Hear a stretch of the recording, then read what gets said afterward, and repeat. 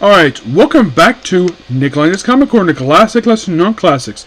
This is episode number 3172, Doubleshot number 3066. I have a Daredevil trade and a trade for Teenage Mutant Ninja Turtles, one of their classic books. First we have is Daredevil by Saladin, Ahmed, Volume 3, Living Hell. This book contains, for Daredevil, which is not listed there anyways, this book contains issues 11 to 15 of Daredevil, Volume 8. Of course, Saladin is the writer for most of the issues in here. Issues 11, 12, 14, 15 is basically done by Aaron Kidder. For 11 and 12, Luigi Zagara does 14, 15. 13 is by Chris Campea. By the way, the cover art for this thing, for pretty much all the issues, is John Romita Jr., Scott Hanna, and Rich Essoff. Now, I don't mind John Romita Jr. doing the cover artwork, but do not do the interiors. Do not do the interiors. Nothing against him as an artist, but given what happened with his Amazing Spider-Man run, I think people are being turned off to his artwork, because a lot of people were not fans of basically his run as an artist. So let's begin here. So we have Daredevil asking for Elektra, who basically finds him bottom of an elevator shaft. He gets him out.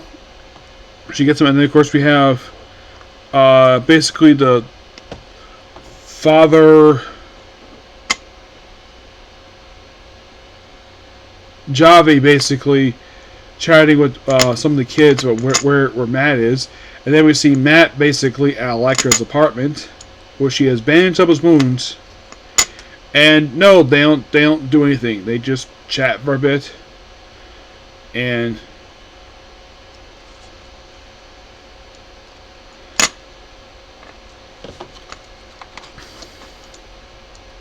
I think one of the kids was part of a bottom ring hammer agent.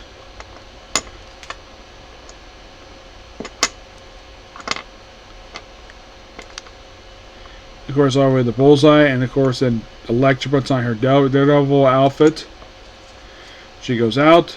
The kids basically just play in some arcade at Times Square. Actually, yes, some arcade at Times Square, where they run into Bullseye. Yep, classic Daredevil and Bullseye. Daredevil swinging around, looking for the kid. And we see it looks like handwriting, and apparently the kid basically is at Bullseye's safe house, where he's being threatened by him. Like, Father Matt would save him. It's like, and then we see the Kingpin squeezing people's heads. Now, he would do this in the Ultimate Universe. In 616, he's never been shown doing this at all. This is a guy who abhors violence, despite I think he gets in fights all the time with superheroes like Spider-Man and Daredevil. But he's never actually broke anybody's skulls. Here he does do it. He gets in a fight with two Daredevils. By the way, he is possessed by the sin of greed. Yes, greed is possessing him. So, Daredevil fights him for the next few issues throughout this book. And of course, Jax gets freed. And then we get a flashback to battling Jack Murdock, who's been long since the sea. He's been dead since the flashback issue 1. So, then Daredevil members, very few being possessed by the 7 deadly sins. Excuse me. And of course, basically wrap up that little two-part. Yeah, it continues on issue 13, where then he starts crying, and then we have stuff going on with the actual kids in the orphanage.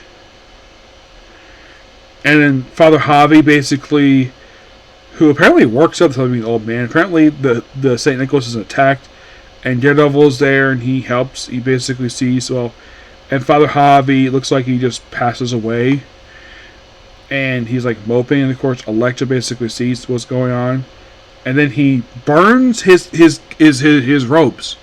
Yeah, gives away a pastor. Well, excuse me, a priest. He gives it up. He is no longer a Catholic priest. He burned the outfit, probably because basically he didn't really need anymore. I mean, he's still a Catholic, but he's no longer a Catholic priest.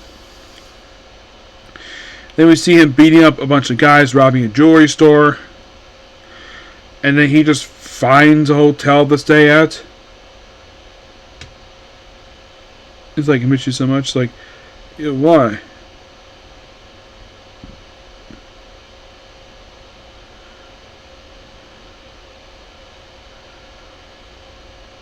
Like, apologize and...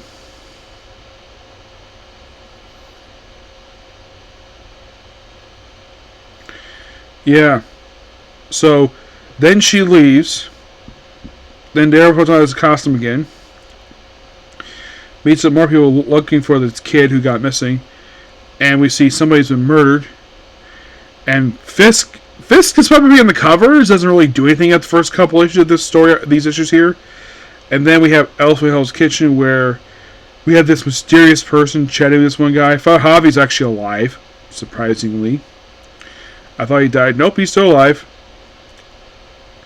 But he's got a bruised eye. And apparently that doesn't stop him. So we see somebody's been killing people. Not Daredevil. There's a mysterious demon about. And he gets basically a legal summons. And that's the book right there. There's roughly going to be one more book for this, because this story arc introductory writes, which, by the way, these are parts 11, 15. There is 4 more parts to this story arc. So, the very next trade will probably wrap up this story arc. At least feels like progressing forward this one. I like that we have Kingpin and Bullseye again, which feels like classic Daredevil. I'm glad we went past the whole thing of like Daredevil being a Catholic priest. Not sure why I started out with that was a good idea. At least the amnesia thing didn't last very long, which thank God it didn't do that. But that there is the most recent trade release for this run. Depends when they release the next one, I'll review it. I'm going to get this book roughly a... I'm going to give it an 8.5 out of 10. I would give it a little bit higher, but there's not much progression here with these issues, but we're reaching to the end of this thing. Next up we have is Teenage Mutant Ninja Turtles Classics Volume 3. This collects the Mirage TMNT book, issues 27 to 29. And it's about the Turtles' encounter with this woman. And these books are not written by Kevin Eastman and Peter Laird. Nope. They are nowhere in this book. Basically, at like around issue like 18, they stop writing the book, hand the book off to other writers before they come back for the last issue of the book. Excuse me. So the first issue is done by Michael Downey. Second issue, 28, is done by Steve Murphy. Artwork by Jim Lucen. I believe this is the guy who takes over as the writer and artist for the next volume of the book. And A.C. Farley does basically issue 29. This is called Eastman Laird's TMNT. They have nothing to do with this book at all. I think they're just supervising the book, but they're not writing it.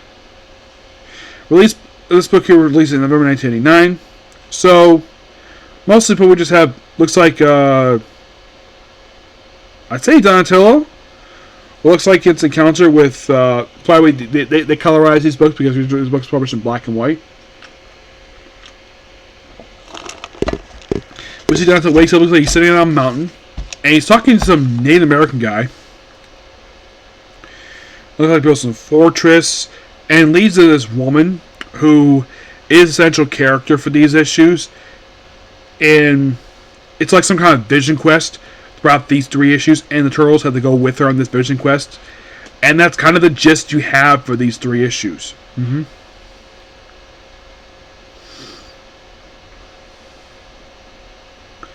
Yeah, all about an American. Of course, second issue released in February 1990. So that means these books come out once every 2 months. Yep.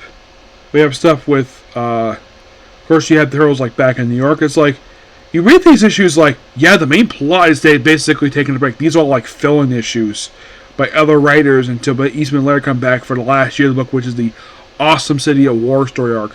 That, I believe, starts up around issue 50, I think it does. Around that period of time, because if you read the Ultimate Collection, there's a lot of issues of the original 6-2 issue run that for some reason IDW decided not to include in that collection because East Blair didn't write it, so they're not there. A lot of the other issues are basically put in side books. They're basically put in like these classic books per se, or the color classics. So we also do see April and Casey in these issues here too. Yep. And then we have the next issue comes out the following month. Doesn't take 2 months to release next issue. It just comes out 1 month later. And then we have looks like a turtle bot. Deal with that in here. The woman is only in the opening issue. She's not in the next 2 issues, but April and Casey are. It feels like more of. I like the first couple issues. Feel like basically Vision Quest. Well, in the case of Horde of issue 28, this feels like a little more like a New York adventure, and that's it. Not really much else to say about this book. I like the artwork. I thought the artwork was really good, but didn't feel like it progressed the story very much at all. I'm gonna give this book here another 8.5 out of 10. Yep. So yeah, that's particularly a particular review. Please be sure to like, comment, subscribe, turn notifications.